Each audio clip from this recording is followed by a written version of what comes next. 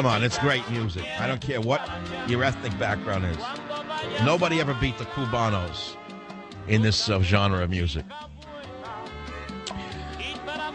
You know, I was watching a show last night about lockup. I watch these shows all the time. And I learn, every time I watch, I learn things about prisoners that amaze me, but I learn about humankind as well. And one story after another impresses me about people thrown into the major league, heavy-duty, bad boy arenas, the Roman arena of our prisons today.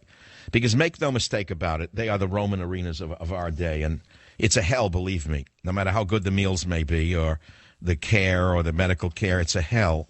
You say, well, all right, they're murderers, rapists. All right, but that's irrelevant. And one of the things that I learn about it is not everybody who is in there started out as a murderer, but they may have become a murderer because of the situation in which they were placed. And you often ask yourself, well, you ask yourself a lot of questions. Sometimes the situation turns a man into a pure survival machine, and he has to do things that he would never have done outside those prisons. Those prison walls, and he becomes a murderer inside the prison. It was either kill or be killed in the jungle.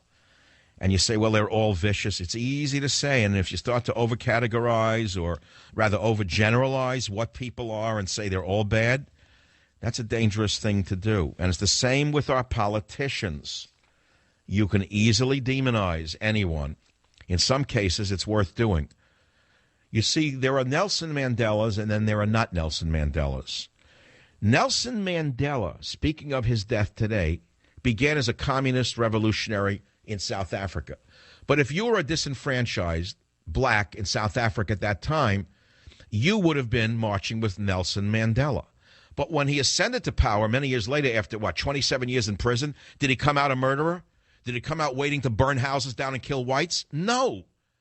No, he became a man who brought the races together.